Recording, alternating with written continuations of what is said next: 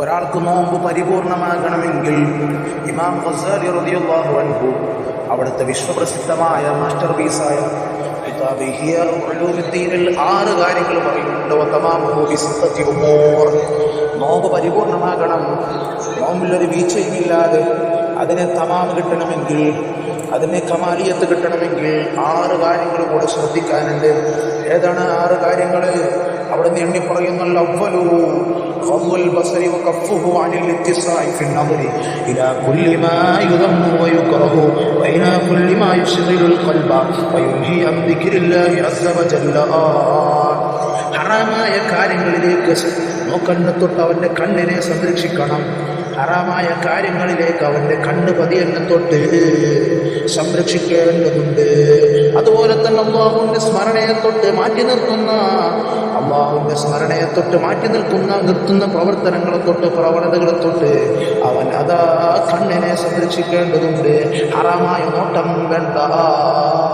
ആ ഹറാമായ നോട്ടം ഉണ്ടായിക്കഴിഞ്ഞാൽ അവൻ്റെ ആ നോമ്പിൻ്റെ പരിപൂർണത നഷ്ടപ്പെടുന്നതാണ്.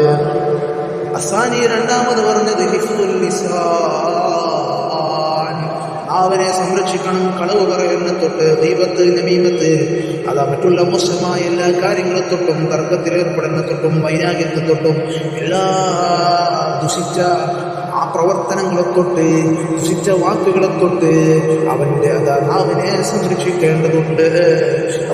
മൂന്നാമത്ത് പറഞ്ഞത് എല്ലാ നിഷേധിക്കപ്പെട്ട കാര്യങ്ങളെ ശ്രദ്ധിച്ചു കേൾക്കുന്ന തൊട്ട് അവൻ്റെ കേൾവിയെ സംരക്ഷിക്കണം. ഹറാമായ കാര്യങ്ങളിലേക്ക് നമ്മളെ ചെവി കൊടുക്കാതെ സംരക്ഷിക്കേണ്ടതുണ്ട്. അറാബിയോ നാലാമത് പറഞ്ഞത് കഫ് ബഖിയത്തിൽ ജവാരിഹി അനിൽ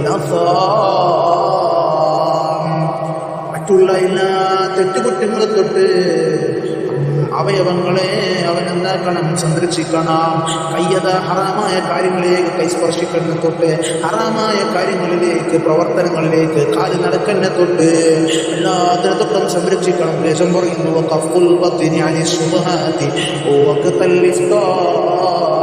ഇഫ്താറിന്റെ സമയത്ത് ഹറാമായ ഭക്ഷണം വേണ്ട. ഹറാമായ ഭക്ഷണം കഴിക്കുന്ന തൊട്ട് സംരക്ഷിക്കണം, സൂക്ഷിക്കണം.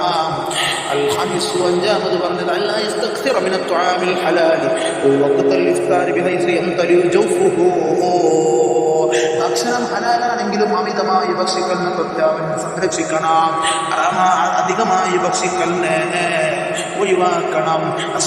ആറാമത്തത് അയ്യക്കൂന ഖൽബുഹു ബഅദൽ ഇഫ്താരി മുഅല്ലഖൻ മുദ്തരിബൻ ബൈനൽ ഖൗഫി വറജാ.